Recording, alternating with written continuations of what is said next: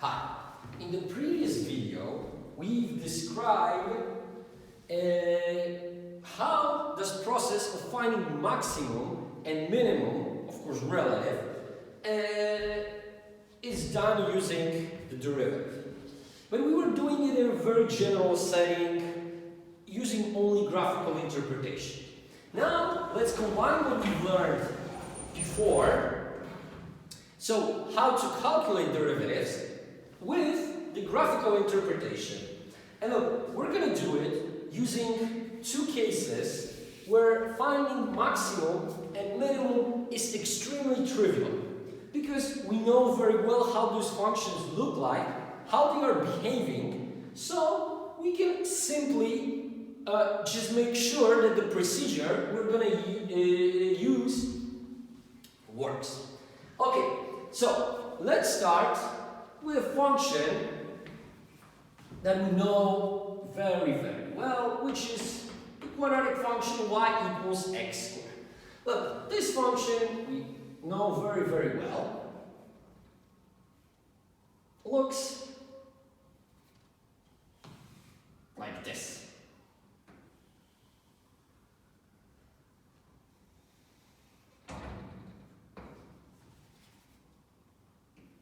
So, here we've got y equals x squared, and we clearly see that this function looks like a valley, and it has a minimum at point 0.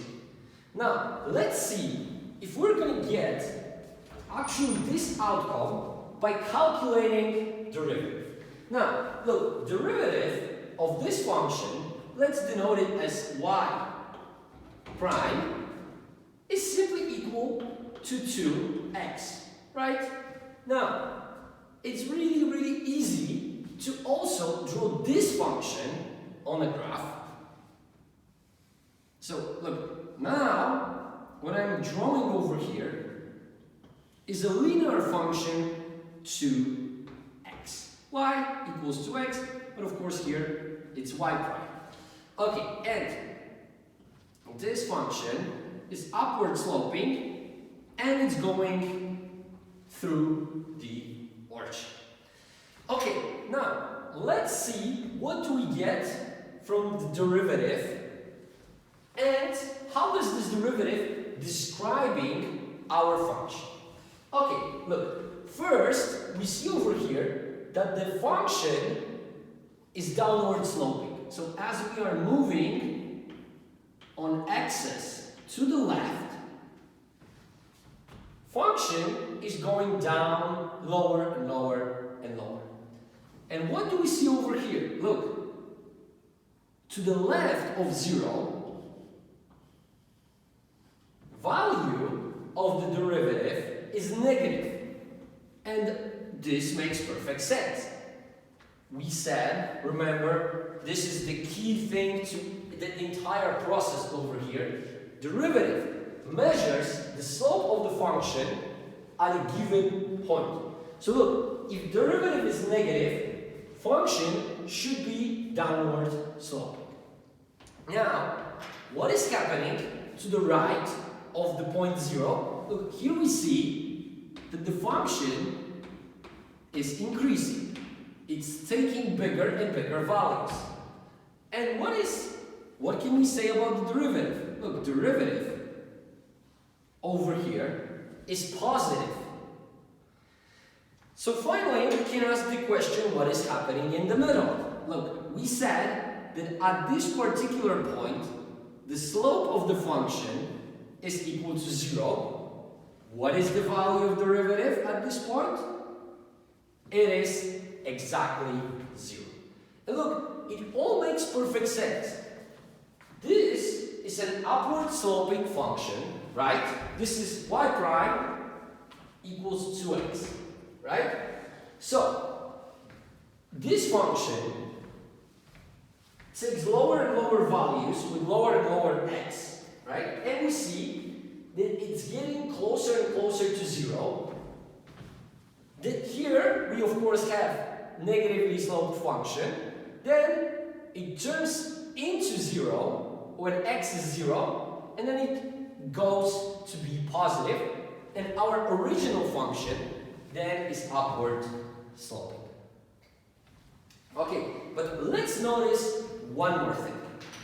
Look, here you see x squared is very, very steep, but it's getting flatter and flatter and flatter and flatter and flatter.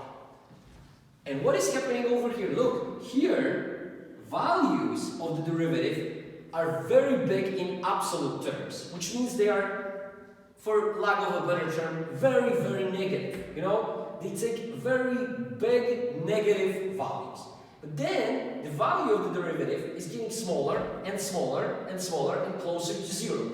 And at the same time, this function is getting flatter and flatter and flatter. Then it reaches 0. What happens next? Look, here we see that actually this function starts being relatively flat, and it's becoming steeper and steeper and steeper and steeper and steeper. And what is happening with the derivative? At the beginning, the derivative is very small, but it's getting bigger and bigger and bigger and bigger. Another indication of how derivative actually measures the slope of the function. Okay, so now let's consider a case of the simplest possible maximum. I believe that the case of the simplest possible maximum would be negative x squared. Again, we know exactly how this function looks like.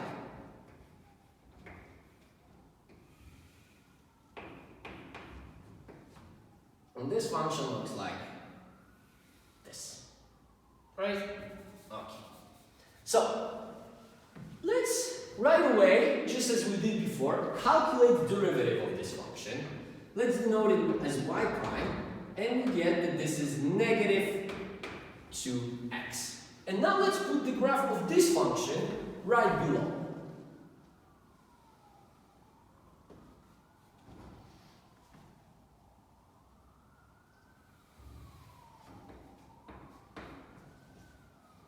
Now, this is again a linear function, but this time it has negative coefficient, which means that it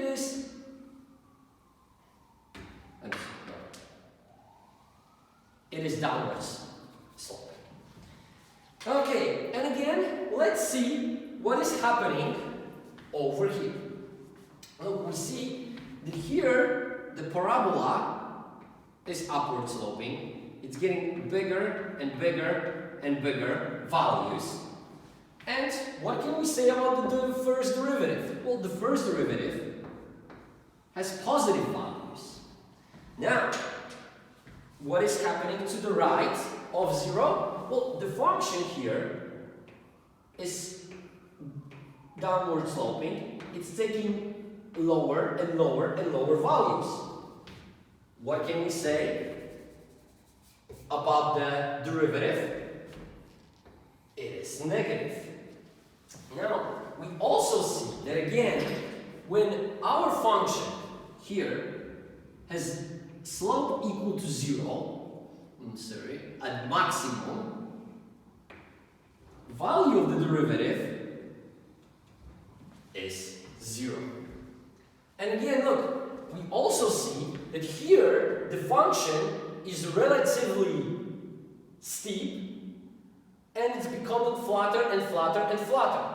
And what we see here, the values of the derivatives are very big, but they are getting smaller and smaller and closer to 0. Then, when we move right past through 0, the function is downward sloping, but at the beginning is relatively flat, and it's getting steeper and steeper and steeper. What do we see over here? Derivative is very small, but then it gets more and more and more negative. Okay, so look, what have we learned from this? Actually, this confirms everything we said before. Derivative measures slope of the function at a given point. What is more, we see that at the point where derivative is equal to 0, we will have minimum or maximum. Look, we get also an indication of which one is which just by looking at the derivatives. How? Look, because here we know that in order to have minimum, function must be first falling, reaching minimum, and then going up. This is only possible if the derivative changes the sign from negative around 0 to positive, right? So the slope of the function is changing from negative to positive right after 0. And if we want to have maximum, then the function must be first increasing, reaching maximum, and then starts to fall. So derivative first must be positive, then it must be 0, and right after 0, it must be negative. Okay, and look, again, that would be enough for us to decide, but actually this is not very convenient, because like always calculating, checking whether the function changes the sign from one to the other might be troublesome.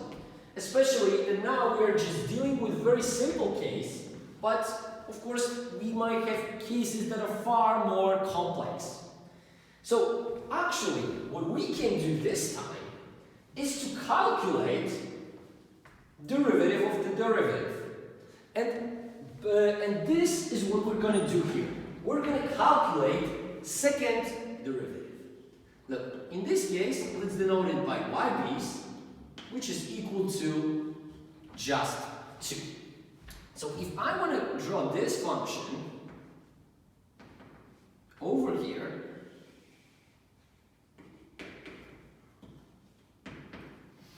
how will it look? Look, this is a constant function that takes only one value, 2. Okay, now let's for a second forget that we even have this. Let's just say that we are only discussing this function, which is a derivative of this function. So what does it do? This function actually measures the slope of this function. And look, the slope is constant over here. But we also see that the derivative here is everywhere positive. What does it mean? It means that this function must be upward sloping. And if it's upward sloping and it's got 0 in the middle, it must be changing values from negative to positive. So look, this means that if we found a point at which derivative is equal to 0, and we also found that the second derivative is positive, which means that first derivative is upward sloping, then in this around this point, the function changes the derivative changes the sign from negative to positive, and by that, this must be a minimum. Now look, we can do exactly the same thing over here. Here, if I calculate the second derivative, it's again extremely easy thing because it's negative 2. And again, I can put it on the graph below.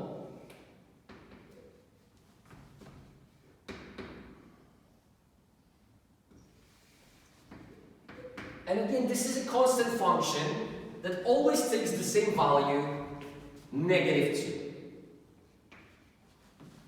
2. Okay.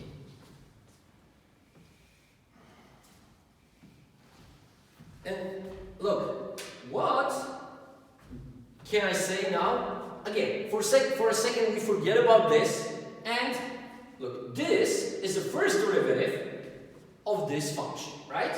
It tells us that it's always negative, right? So what does it mean for this function? If this is always negative, it means that this function is downward sloping. If it's downward sloping and it has a 0 in the middle, it means it must be changing sign from positive to negative. And again, this indicates that this function is first growing, reaching maximum, and then falling. So this point must be a maximum. Okay, so look, what have we learned from this example?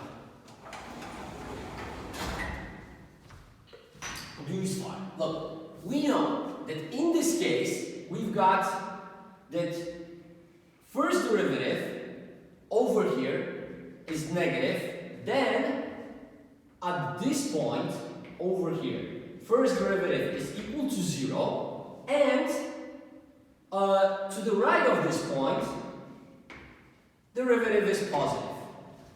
Okay, so what does it mean? It means that function here, so y is decreasing over here. Here, y takes lowest value around this location, because remember, we are talking about relative or local minimum and maximum. And then what is happening right after this point is that y is increasing. And look, we get information also from the second derivative. Because what is second derivative telling us? Second derivative everywhere in here is negative. And if second derivative is negative, we know that first derivative has 0 in the middle. It means that the function, the derivative must be changing sign from negative to positive, which assures us, of course it's positive. And it assures us that we will have upward sloping derivative, which means we have minimum. Over here, we've got the opposite situation. Here, we've got first derivative to the left of 0, that is positive, function is upward sloping. Then, in the middle, we've got first derivative that is equal to 0. And then right after, first derivative is negative. So, what do we learn from this? Y at the beginning must be increasing, then in the middle we've got y maximum, and then y is decreasing. And this actually is confirmed by the fact that the second derivative is lower than 0, which indicates that the first derivative is downward sloping. But look, if we've got all this information, maybe we can learn even more about this function. What do I mean by that? Look, let's go back to our graph and something that I was mentioning earlier. Look, here we see that the derivative is upward sloping. It has 0 in the middle. But what is this telling us about the general shape of the function? Look, here we see that derivative is very negative, and then, which means that the slope of this function must be not only negative, but very steep. And then it gets closer and closer and closer to 0, and what happens then is that the function is getting flatter and flatter and flatter. It reaches minimum, and then it starts to become positive. But it's becoming more and more and more and more and more positive. What does it imply for our function? That it's increasing, but it's increasing faster and faster and faster and faster, which means that it gets steeper and steeper and steeper and steeper. So, this is another piece of very useful information. But what do we get from this? Here, look, here we are actually getting very similar information. At the beginning, derivative is very big and the function is very steep. But it's, as you see, as derivative gets smaller and smaller and closer to 0, the function is still increasing, but it's increasing slower and slower and slower and slower. So it's getting less and less and less and less steep. Then, when we move beyond 0, what happens is that derivative here at the beginning is negative, but just a little, and then it becomes more and more and more negative. And as this happens, the function is becoming more and more steep, but of course with negative slope. Now, this is the information that we actually learned from first derivative. But maybe this information is also sometimes somehow encoded in the second derivative. And look, it is. Because, look, if first derivative over here cuts through 0, right? And the second derivative is positive, this means that the slope of the first derivative is increasing. If the slope of the first derivative is increasing, this means that the function is getting steeper and steeper and steeper. So look, here we actually saw that function was very steep but with negative slope. But look, as we have positive second derivative, we must have upward sloping first derivative. So as x is getting bigger, we see that this function is declining, but it's declining slower and slower and slower. It reaches 0, and then it starts to increase, and it increases faster and faster and faster. And the same is over here. We remember that second derivative is telling us that the first derivative is downward sloping. What does it imply? It implies that this function at the beginning is increasing, but it's increasing slower and slower and slower and slower. It reaches maximum, but then it starts to fall, and it's falling faster and faster and faster and faster. Okay, so in this case, we can say that the sign of the second derivative will tell us whether we will have a shape like a valley, or shape like a hill, or as I prefer to call it, like a cave. So look, every time when we have a situation when second derivative is positive, the function will look like a smiley face.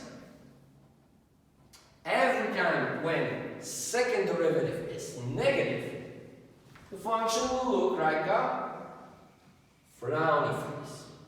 But we can also think about it as a hill, or we can think about it as a cave. Imagine that here it's all dark, and this is a cave. Why do I want you to think about it as a cave? Because this type of shape that you see over here is a shape that we call concave.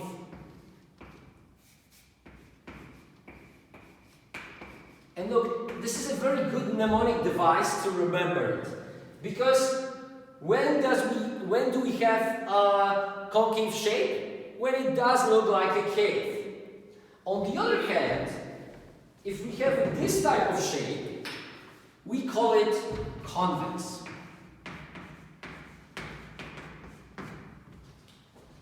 Why does we call it convex? Because it doesn't look like a cave. Now that we know it, we can actually get a little bit deeper into the relationship between the first and the second derivative.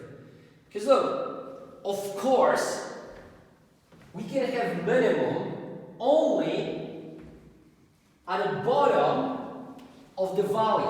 So the shape that gives us a bottom of the valley must look always like this.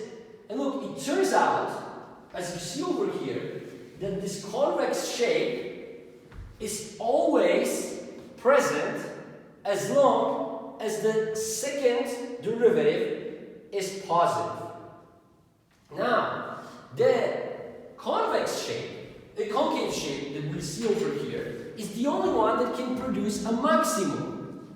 And this concave shape can only be produced with the second derivative being lower than 0.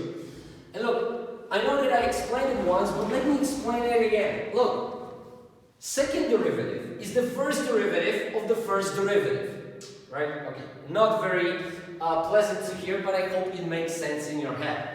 If second derivative is negative, it means that first is negatively sloped, which means that the function, if it has 0 in the middle, is at the beginning very positive. So it's positive in big values, but it gets smaller and smaller and smaller. This measures the slope of the function, which means the slope of the function is steep, but it's getting flatter and flatter and flatter. It reaches maximum, and then again, because second derivative assured us that this must be negatively sloped, it's going to become negative and more negative, and as a result, it will be falling faster and faster and faster. Over here, positive second derivative assures us that first derivative is upward sloping, which means that at the beginning function is characterized by very negative first derivative, which means it's falling very fast. But as derivative gets smaller, it starts to fall slower and slower and slower. Then we reach minimum, and then after this point, it starts when first derivative becomes positive, it starts to increase faster and faster and faster. So look, out of this, we can get even more precise information. Because look, here we can obtain two different shapes. Look, let me just do one more thing before we go further. I was using y prime because it's, let's just say, very convenient. But what we should write over here is probably f of x. With prime, of course. Right? And I'm going to move to this because this is more consistent with what we're going to be using later. But look, the meaning everywhere stays the same. Because here we simply have first derivative. And here, instead of y(b)s, I'm going to write, I already had two primes, this, and of course here, f(b)s of x. Okay, and look, out of this, we can get that we will have, if we have a specific combination of first and second derivative, we will get one of the four types of shape. Because, look, if we've got first derivative that is negative and a second derivative that is positive, what do we get out of this? Look, we see that the first derivative is negative, indicating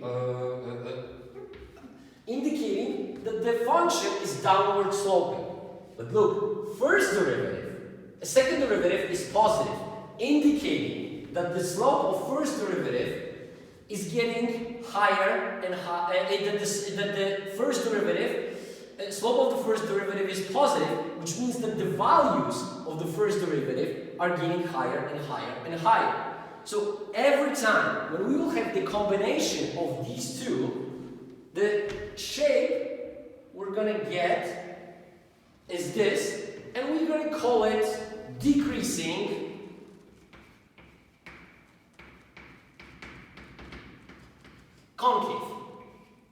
convex, I'm sorry. it doesn't definitely look like a cave. Okay, then, if on the other hand, first derivative is positive and second derivative is also positive, what does this imply?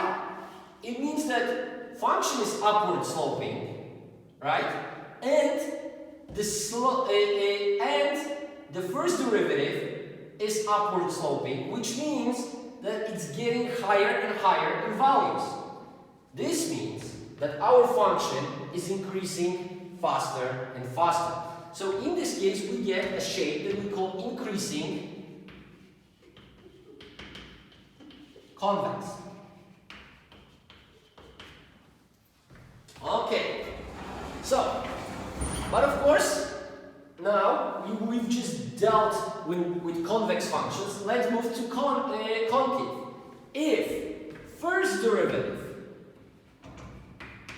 is bigger than 0 and second derivative is smaller than 0, what does this imply? Look, function must be increasing, but the value of the first derivative is getting smaller because the first derivative is downward sloping. So the function is increasing, but it's increasing slower and slower. So this shape we're going to call increasing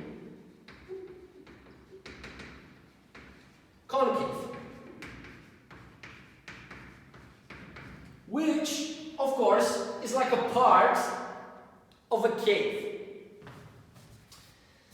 Now,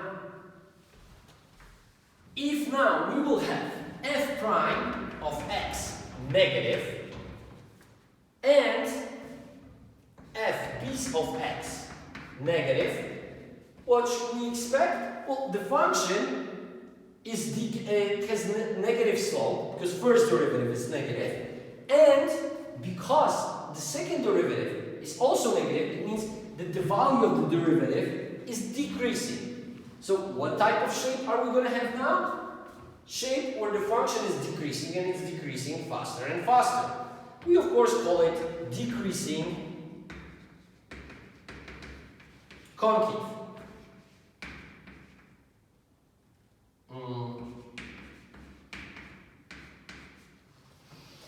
Okay, and of course, I hope at this moment you remember that in between increasing concave and decreasing concave, we must have maximum, while between decreasing convex and increasing convex, we have minimum. Okay, so look, let's say a little bit more about first and the relationship between second derivative and function. Look, first derivative measures the slope of the function, right? So this is pretty easy. But what does second derivative measure? Look, if second derivative actually also measures the slope, but it measures the slope of the first derivative. Okay, so let's go maybe step by step. Okay, if we have that at some point f of x0, derivative f prime of x, f prime of x0 is bigger than 0, and if first derivative x0 is smaller than 0, then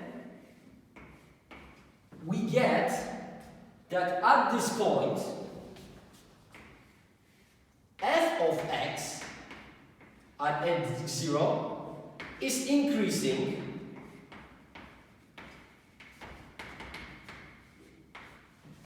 and in the second case, right, when it's negative, f of x0 is decreasing.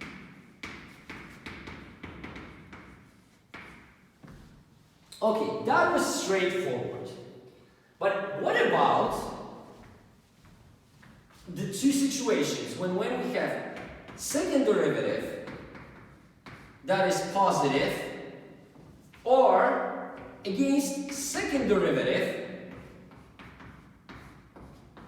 that is negative? What does this imply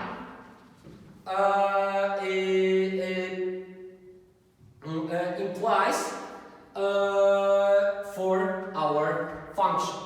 Look, let's get back to this example again. Look, because here second derivative was positive, we knew that the first derivative is upward sloping. And look, if the function is upward sloping, it means it goes from lower values to bigger values. Which means that if f prime of x0 is bigger than 0, it means that f prime at x0 must be increasing. And, of course, here, if second derivative is negative, it means that f prime of x0 must be decreasing.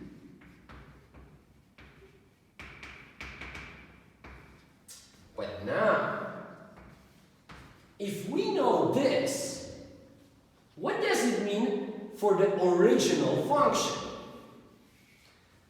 Well, okay, look, here we've got that we always remember, derivative measures the slope of the function at a given point, right? So, if second derivative is positive, this means that first derivative is increasing. But if first derivative is increasing, it means that the slope of our original function, f of x0, is increasing. Which means that we can have two cases here, right? Either the function is falling,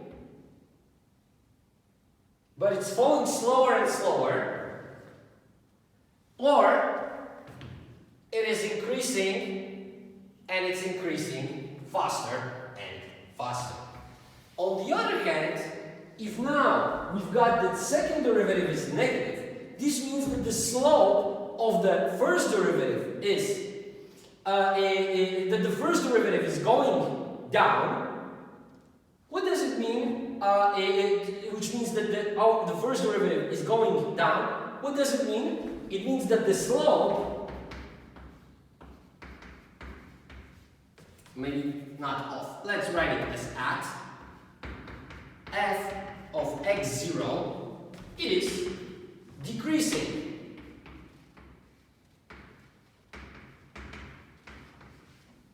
So how can we have a situation like that?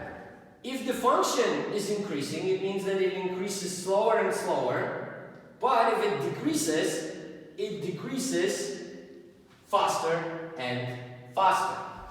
Okay, now, so if the first derivative relates to the slope of the function, then second derivative relates to its acceleration. And look, this means that if second derivative is positive, it means that first derivative is increasing and the slope of the function is increasing, which means that this function has positive acceleration.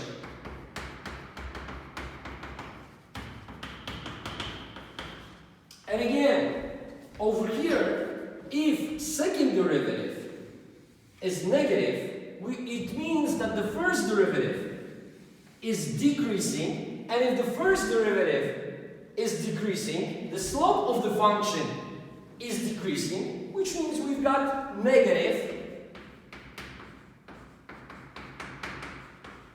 acceleration.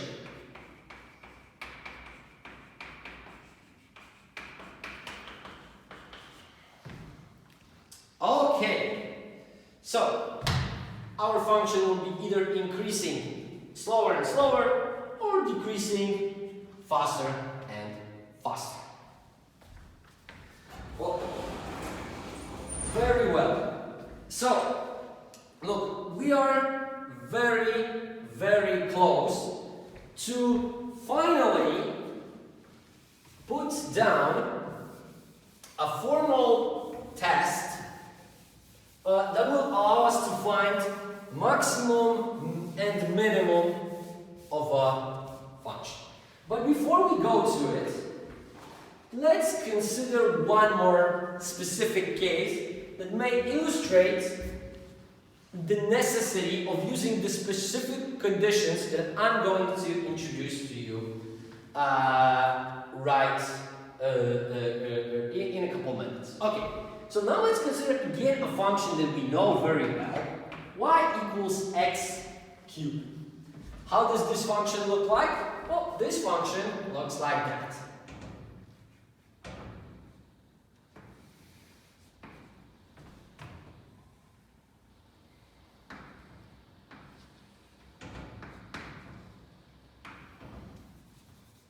Okay, and look, what do we see? Look, we see that this function is always increasing. It is always,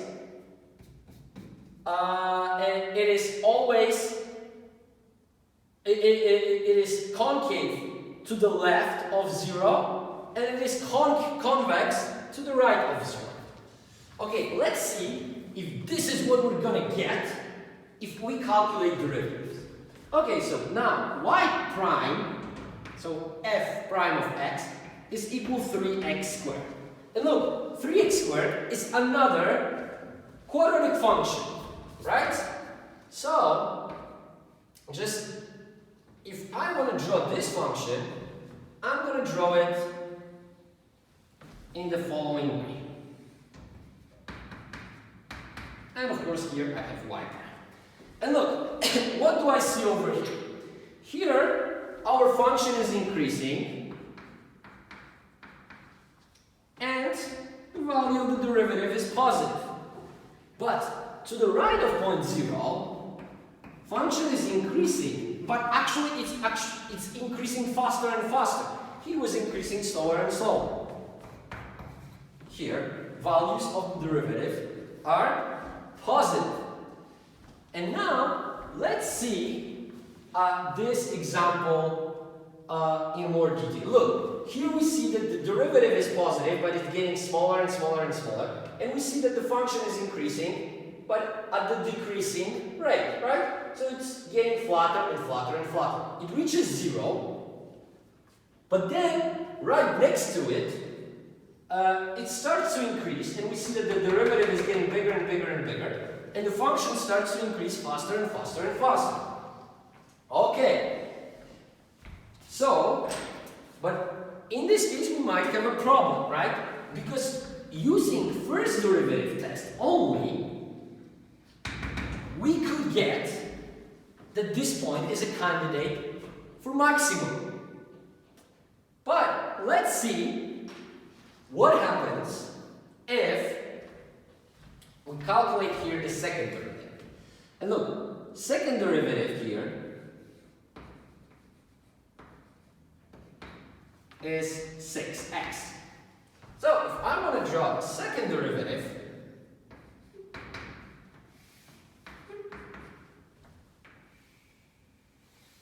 I'm drawing a function like this. And again, we now see that the second derivative at our point of where we have maximum, or where we could think that we have maximum or minimum, has actually derivative that is equal, second derivative equal to exactly 0. And look, this is actually what distinguishes this case from those two previous cases. Look, if we now know, of course, if we would only use first derivative test, we would only know if the point is a candidate for minimum, for maximum, or for what we said is called inflection point.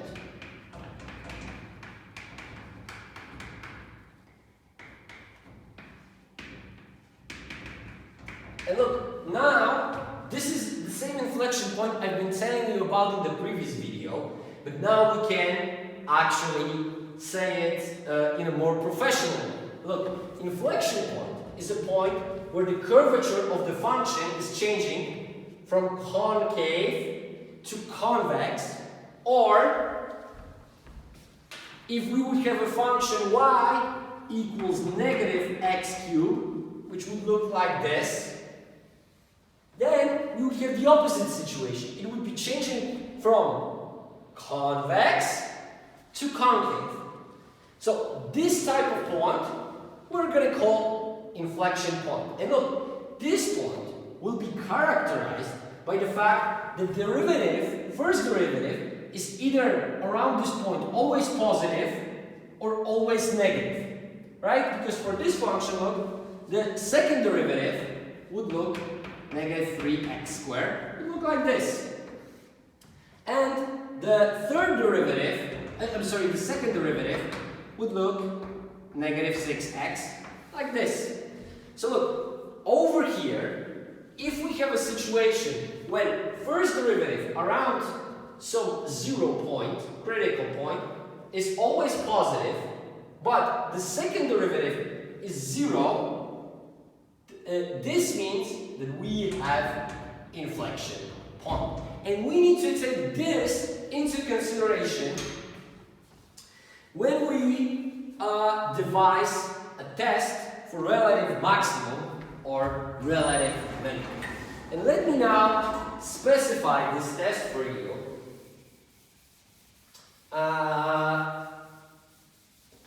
In a way that is very consistent and easy to apply when we deal with the minimization and maximization problems.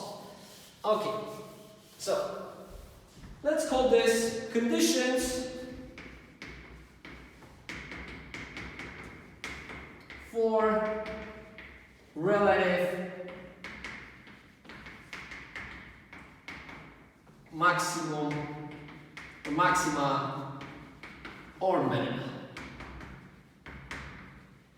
And look, this test has two stages.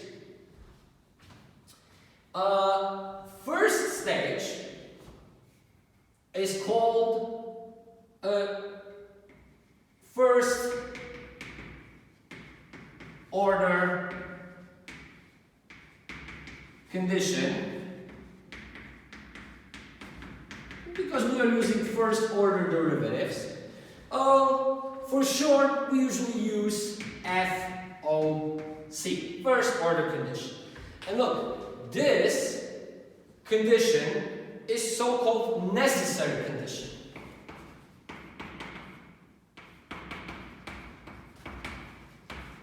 Why is it called necessary condition? Because look, if this condition is not met, then at the given point, we definitely not going to have either minimum or maximum. And what is this first condition test? Well, it's very simple. Look, if we've got a function y equals f of x, then first order condition is extremely simple.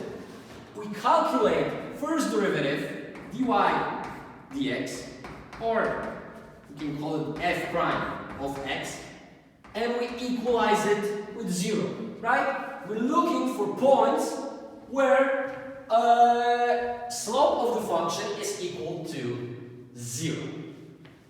Now, but of course we saw that this type of point we will have when we have maximum, minimum, or inflection point.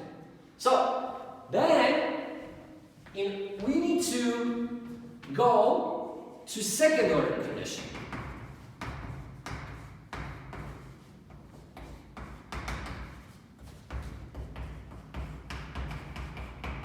And second order condition, or SOC for short, actually has two versions.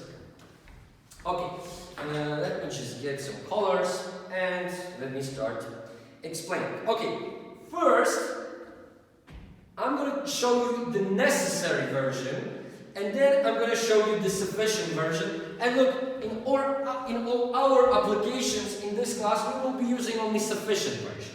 Okay, but let me specify necessary, and okay, different color.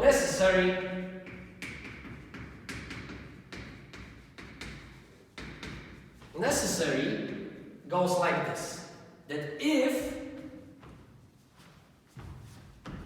second derivative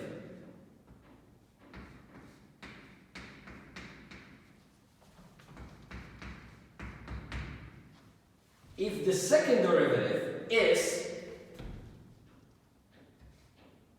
at some point, no, it's better to use this x0, at a given point x0 is lower or equal to 0, we've got maximum.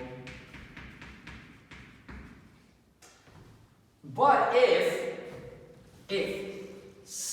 second derivative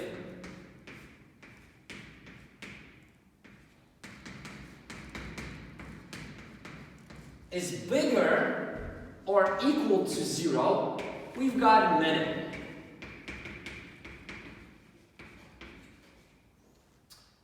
Okay, and now, actually necessary condition is more complex. I will show you the difference in a few minutes. Let me now just show you sufficient version. And this is the version I want you to use in our class. So, sufficient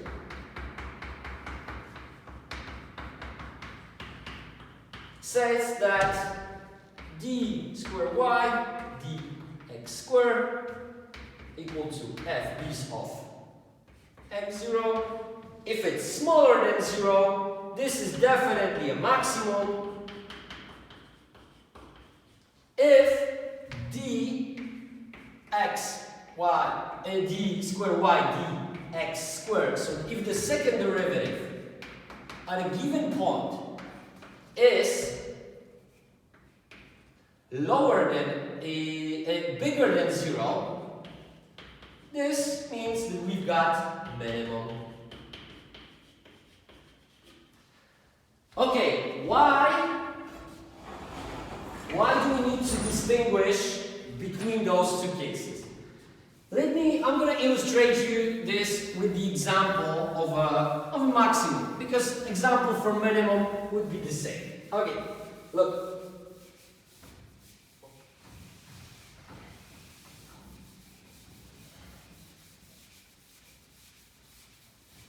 When we were considering maximum and minimum before, I was drawing this maximum or minimum to you.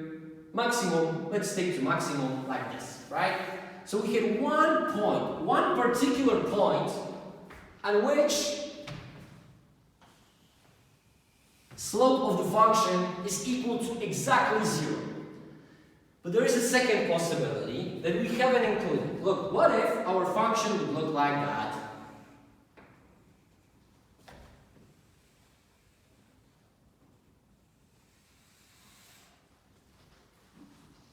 Now, the difference here is that, look, if second order condition in sufficient form is fulfilled, we can be 100% sure that we will either have maximum like here or minimum. But look, in this case over here, each point over here is a maximum in this neighborhood, right? So, if each of these points is a relative maximum, then this sufficient condition would be too strong to recognize that these points, or all these points, are actually maximum points. This is why in those cases we can use necessary version, which of course makes things a little bit more problematic. But as I told you, I wanted to explain the difference, why the first condition is called necessary, and then we're going to switch to sufficient. And look, because in our considerations, we will be considering either caves, or hills, or frowny faces, or valleys, or smiley faces. We're not going to consider cases like this. I just want you to know that when we have a case like this, then necessary condition is better. And remember that also, if sufficient condition is fulfilled, then definitely necessary condition is fulfilled. You know, because what does it mean necessary? That something needs to be fulfilled before we proceed. Sufficient means we have enough, we don't need to do anything else. And sufficient condition establishes either maximum or minimum right away. Okay, thank you for your attention.